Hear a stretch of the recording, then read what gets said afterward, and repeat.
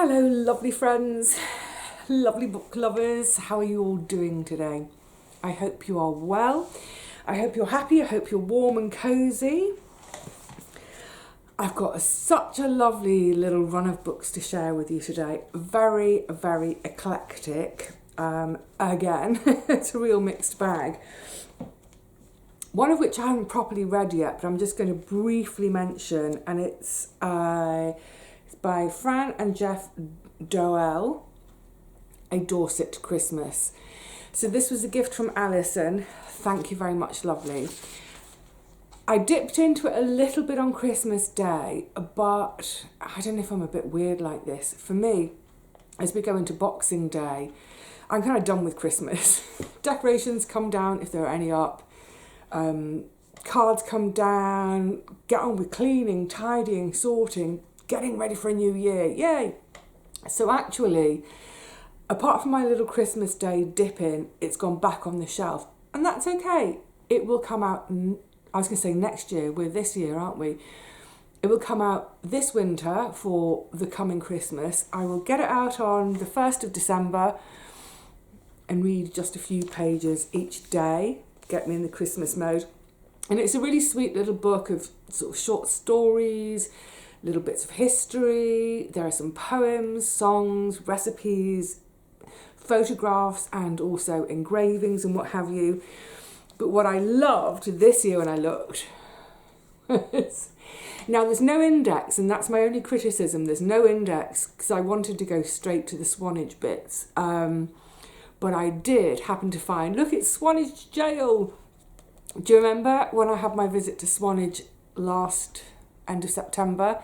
I showed you the jail that my sister and I had much fun locking each other in. So yeah, it's absolutely adorable and lovely. And my little dip in this Christmas was so lovely. I can't wait to get stuck in next Christmas, which is only, well, 11 months away. It's about 190 pages. So if I could do sort of like, I don't know, 8 or 9 pages a day as a sort of advent this Christmas coming. That'll be nice. An advent that's not chocolate, but that's gorgeous chocolatey food for my mind. Brilliant. So thank you, Alison. I'm looking forward to that immensely. Now on to the books. So these are all actually Christmas books. I think I've got 3. I ended up, in terms of gifts from other folk, my treats for a tenner books, plus a couple that friends just said, oh, I finished this, do you want to have a read? I think I ended up with about 12 books. They're almost all gone. So this first one was it's the last of my treats for a tenner books. Stig of the Dump by Clive King, and really importantly, illustrations by Edward Ardisoni, who I just love. They really, we think of those great pairings, say like Roald Dahl and Quentin Blake. Lewis Carroll's Alice in Wonderland with, oh my goodness, I've forgotten the illustrator. Hang on a sec, is it, I want to say Tennyson. Oh, I can't reach it. It's disappeared up on the shelf there, but yeah, those great combinations of writers, illustrators. E.H. Shepard and A.A. Milne, Winnie the Pooh. A really fabulous illustrator can add so much to a book. And I think one of the reasons I wanted to reread this was for the Edward Ardisoni illustrations. Now, look, it's a kid's book. You might think you're mad reading that. I would have read this when I was probably 6, maybe 7. It's an early reader. So as an adult, I think I read it in about an hour and a half. But I loved it. And what astonished me, because it's nearly half a century. Crikey, that makes me feel old. It's nearly half a century since I last read this. But there were some things that I remembered so clearly. And it made me think, wow, that must have really captured my imagination as a child.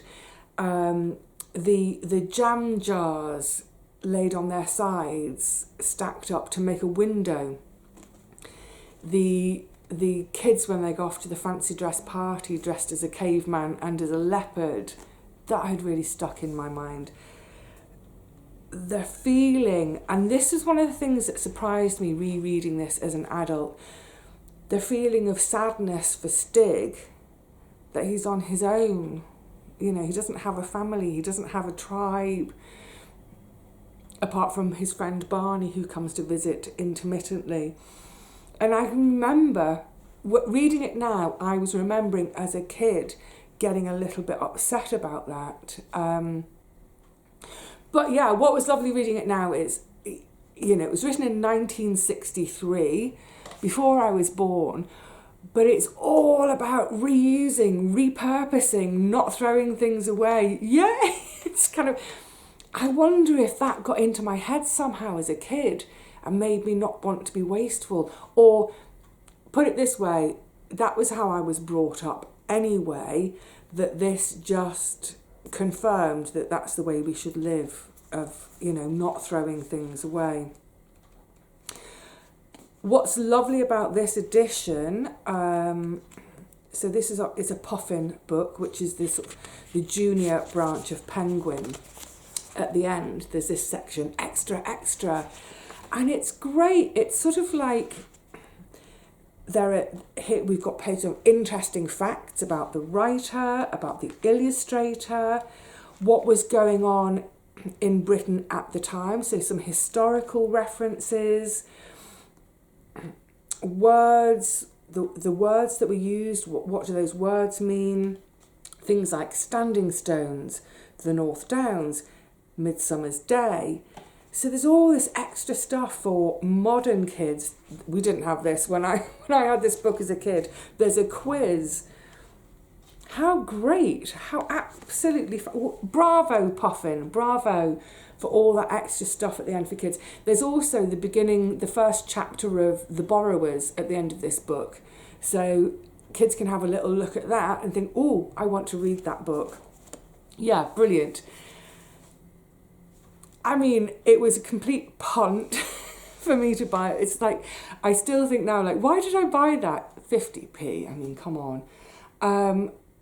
But yeah, how I loved it.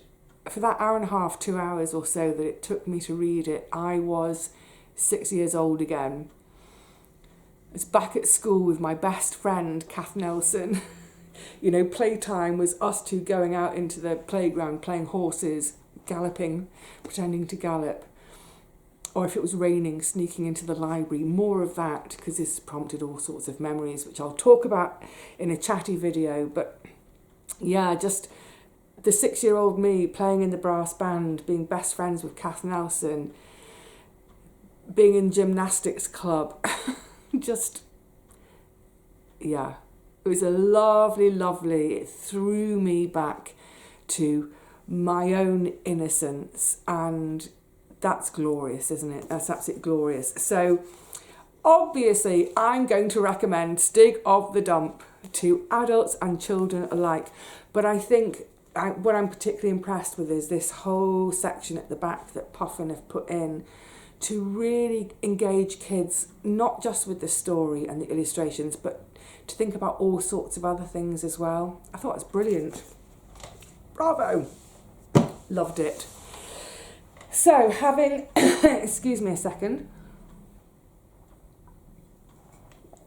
So now having had, oh yeah, I mean, I even made some notes on it. The whole idea in Stig of the Dump as well about resources, that resources are so precious. Here we are throwing things away, but hang on a minute, there's metal in that, there's this, there's that, we can reuse it, we shouldn't throw it away. Kind of ahead of its time in a way. Oh, and at the end, the very end, I was just remembering, by the age of 6, I had already been labelled a chatterbox. Never mind. But I made a note to myself at the end that I wanted to reread Tom's Midnight Garden. Is it Philippa Pierce. I can't remember. But yeah, Tom's Midnight Garden, that took me to another world as well. Fab stuff, fab stuff. Right, back to, excuse me, some adult fiction. That sounds saucy. I don't mean saucy adult fiction, as in it's not for kids. It's not kids stuff. Anyway, you know what I mean. So the next one I read was Bernard J. Farmer's Death of a Bookseller.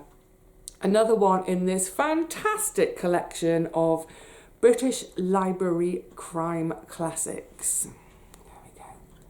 Great cover. That almost looks like the bookshop, my old bookshop.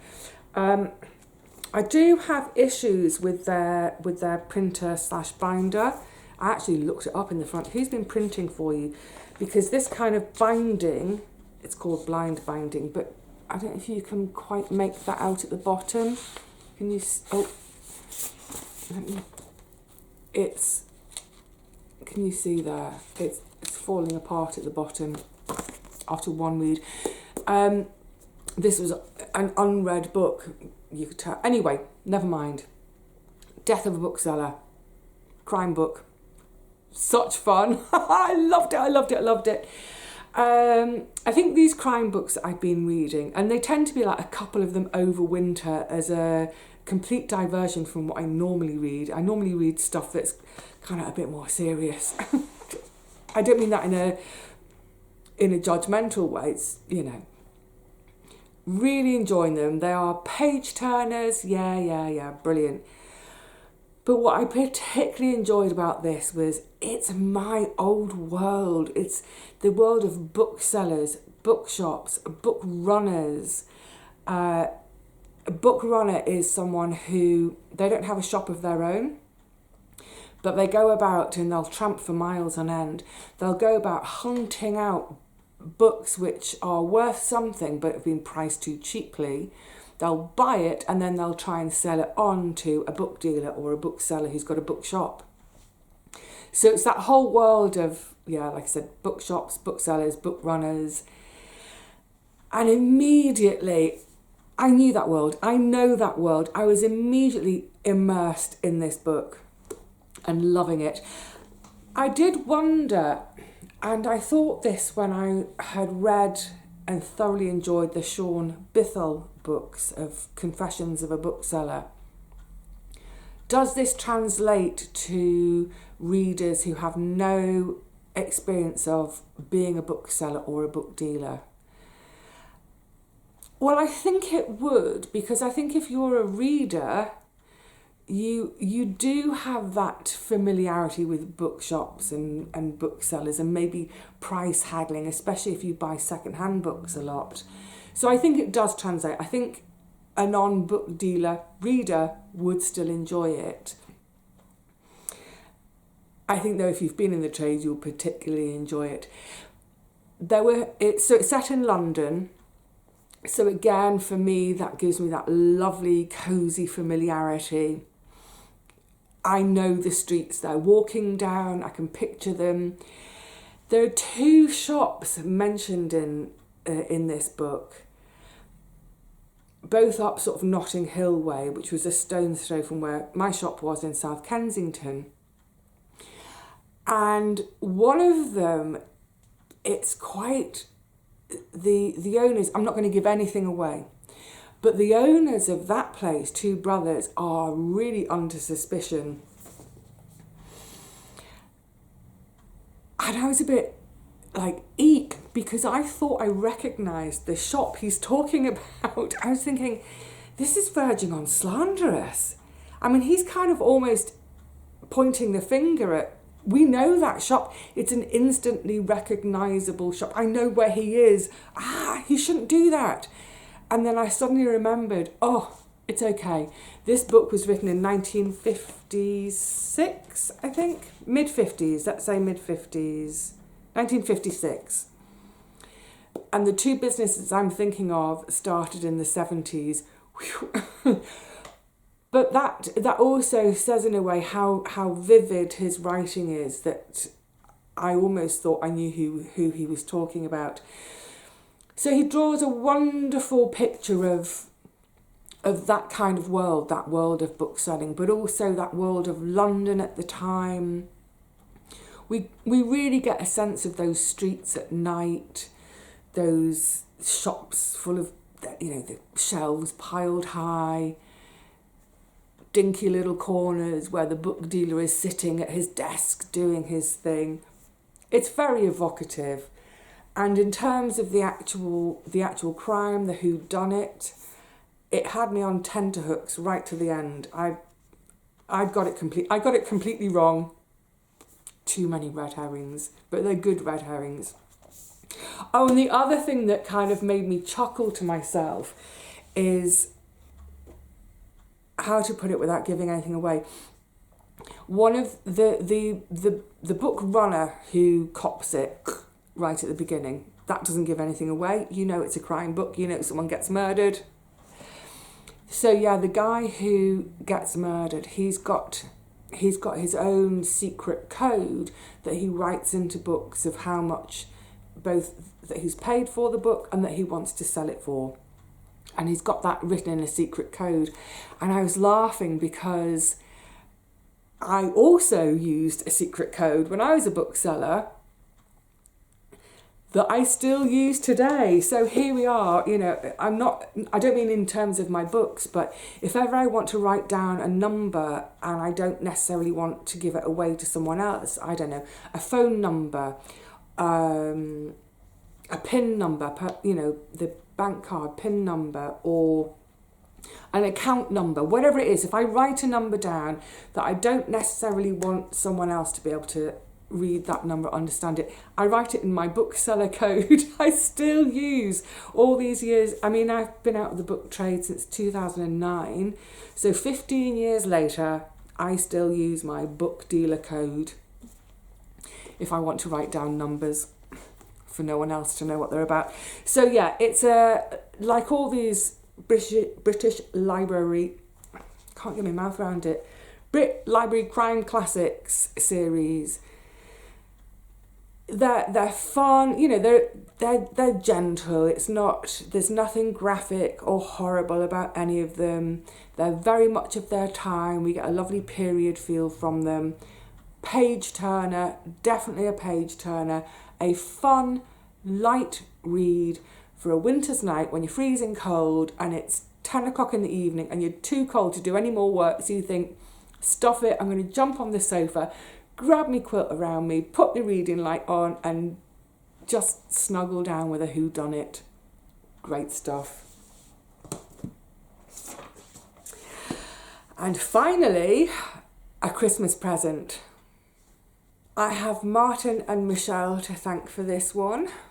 It's one of two that's kind of around the polar exploration, polar natural history, whatever. Call of the White by Felicity, Aston. What's the subtitle? Taking the World to the South Pole. 8 women, 1 unique expedition. I could not wait to get my eyes onto this one. Firstly, what I should say, because it's quite different from what I've read before in terms of expedition books. I was thinking about this the other night, dozens and dozens, if not into the hundreds of books about expeditions, whether they're recent or historical, whether it's the Arctic, Antarctica, the Northwest Passage, we think of Franklin, you know, Scott, Amundsen, Shackleton, expeditions for Everest, myriad expedition books I have read. And I've never read one quite like this. This one really stands apart from everything else I've read before. And there's the glaring obvious reason to start with, and that's that it's written by a woman, and it's about women on this trip. And I think I'll come on to that a bit more in a minute, but I think that's one of the things that does mark this as being a very different book to anything I've read before. And like I said, I have read, I think, probably into the hundreds of books on expeditions. So straight away, that marks it as something different. The biggest difference, though, was that, I can't remember how many pages, it's 300 and something, 310 pages. I was on page 180-ish before we even set foot on the ice at the South Pole. Hang on, what's going on? So more than half the book is before the expedition. And I really loved it for that, because it's all the stuff that goes on before an expedition, which is, having read this now, my goodness, I realise is even more difficult than I ever imagined. It's really interesting, it's fascinating, but it's not something I've ever been given in a previous book. There was one of Ranulph Fiennes' books, I can't remember, it might have been the Norway one, I honestly, I can't remember, but I think his first chapter in one of those, let's just say in one of those books that I've read, there was a chapter given over to getting things ready to go off and do it. But that's about it. Most of the books, well, all the books I've read, they start at base camp or wherever they're leaving. They start at day one of the expedition and we go along. And it's, how to put it, I've always felt that it's more about sort of like the drama, the difficulty of it and how dramatic that is, and when things go wrong and how, you know, the drama of things going wrong. And essentially, I think it's, and I don't mean this, I'm not, by the way, I should say clearly from the beginning, this isn't a girls are better than boys, boys are better than, it's nothing to do with that. It's an observation of how I think there is a gender difference in how things are reported and experienced. And all those other books that have been written by men, there is much more of a machismo about things. There is much more a feeling in those books of reporting, you know, how difficult things are, how dangerous things are, moments of high drama during the expedition because of danger, what have you. Whereas with this one, it was really about the small details, the day-to-day truth of what it's like to be in one of these places doing this thing that's, yeah, it's dangerous, but it's almost about the mundanity of it. That's not to say this is a mundane book, it's not. But going back to that first half of the book, what was really interesting was to hear her thinking, you know, she comes up with an idea. She wants to lead an expedition of women to the South Pole. Okay, from that idea, because this is what we never get in the books, you go from an idea to the expedition actually happening, and that might be a 4-year gap between those 2 points. What happens in those 4 years between coming up with an idea and actually making it happen? Well, the idea gets fleshed out. How do you get sponsorship? How do you get money? Because this is expensive stuff to do. How do you get money for just boring things like flying everybody from around the world into that starting point? The logistics of getting all the equipment together. Where do you get the equipment? How do you get sponsorship deals so that you can get all your equipment, your down jackets, your tents, whatever it takes? Where do you get them from? How do you sell your idea to a sponsor to make them think this is unique enough? Because let's face it, a lot of people have been to the South Pole now. How do you make what you're doing so unique that someone else is going to want to put their name on your tent, for example? So that was really fascinating. The selection process of all the women she takes, it's a team of 8. How on earth do you select women? And this was the big thing about this expedition was this: she wanted to put together a group of women who were not explorers, who were not into that outdoor pursuits kind of thing. One of the women is a stay-at-home mum. She's the one from Is she the one from Singapore? I've got them all in a model suddenly. But yeah, she's a stay-at-home mum. She's never done any kind of fitness stuff, or, you know, she's not even done hiking or anything like that. So as she puts it, she wants a group of ordinary women, you know, an IT expert. Actually, there's a little list. Let me refer to it. They range in age in the end from early 20s to, I think, was it late? Oh no, 43 is the oldest one, 24 to 43. A civil servant, an IT worker, a journalist, a political advisor, a military doctor, and a mother of 3, etc., etc. So how does she select them? So there's the whole selection process, but also there's insight into her own feelings about how all these women, she gets women to write to her to say why she should be shortlisted for interview, why I should be considered. And just these amazing stories for women about why they want to do this really crazy thing. You know, why do you want to half freeze? But really beautiful stories. And she talks about her struggle of how do you pick from that when everybody seems to deserve a chance. Yeah, there's a lot of that. So I think that's one of the biggest differences to books about expeditions that I'd read before.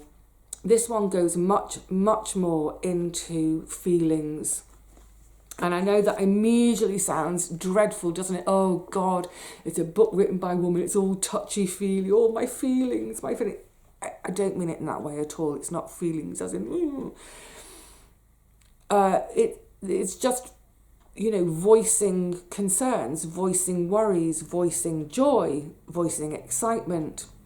Whereas I think all the previous books I've read, it's part of our society, isn't it? That men are brought up, they learn from society, don't show your feelings, don't show your emotions, don't express any of that. Just be strong and get on with it. And that's not to blame men. You know, we are a product of society and gradually things are changing, of course. But yeah, marked difference between the two types of book I've ever read. I loved this for some of the really small practical details, like, I'm going to go there, how do you go to the loo? You know, just really simple things like that. How do you wash yourself? How do you put up when you're all, you know, you've got 4 women crammed into a really small tent and you've been on the go for 30 odd days and you stink to high heaven. How do you put up with that? What's it like to be in that tiny tent stinking to high heaven? What's it like when maybe egos clash a little bit, but you've got to crawl into the same tent at night?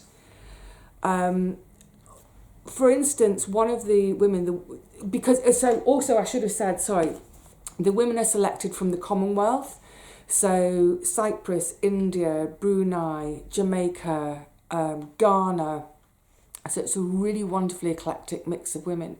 But the woman from India, she's never cut her hair because culturally that wouldn't be appropriate. She cuts it just before the expedition and it's a big deal.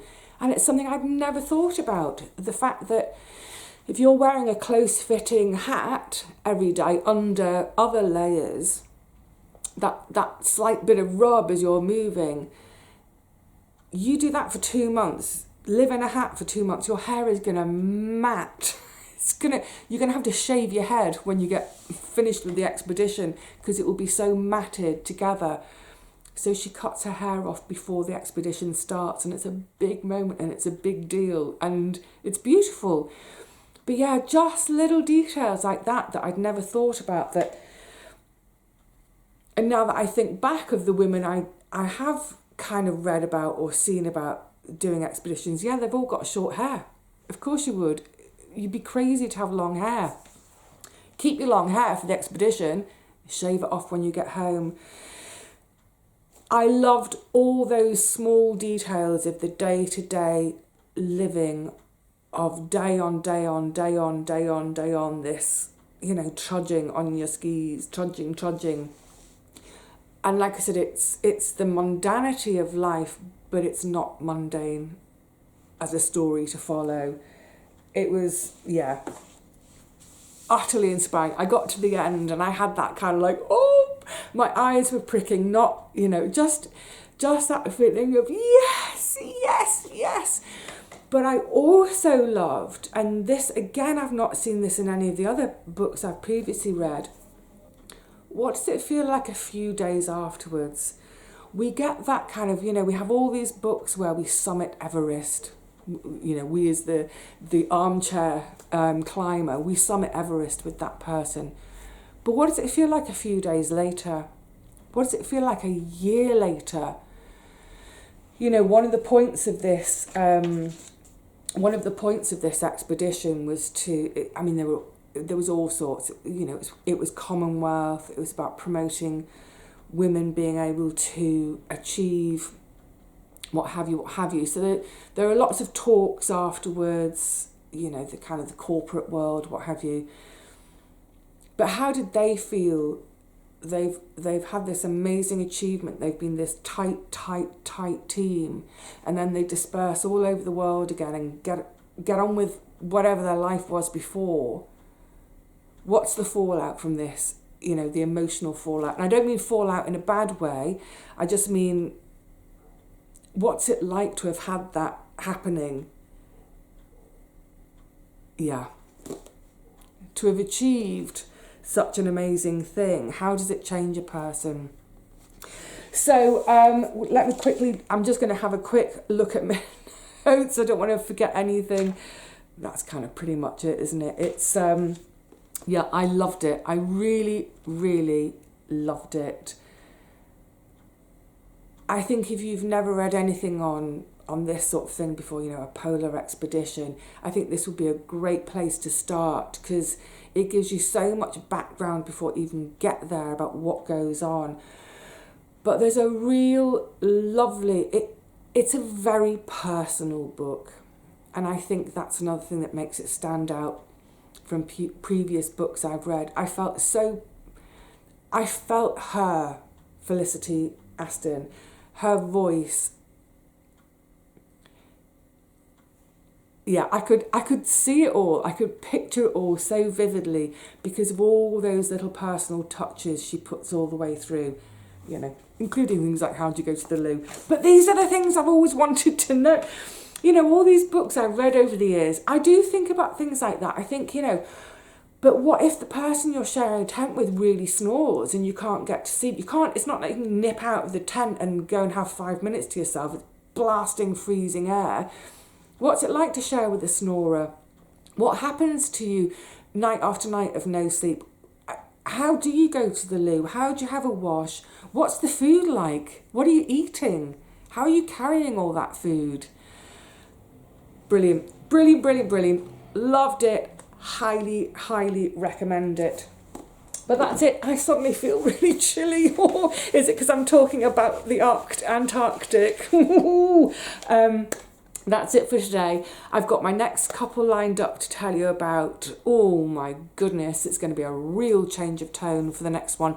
We might, before the next current lot of books, we might have another dip back in time to some archive footage of other books that were read 3 or 4 years ago, or 2 or 3 years ago. I've got to go and run, well, not run around. I've got to go and do some, I think I'll do some star jumps, broken chicken star jumps to warm up a bit. All right, lovelies, that's it. I hope, I mean, it's a mixed bag today, isn't it? Give that one a go. Well worth it. Really interesting and fun. A fun read. Right, I'm going. I will see you all again soon for something completely different. Until then, stay cosy, snuggle down with a book, keep happy. Cheerio. God. Bye, everyone.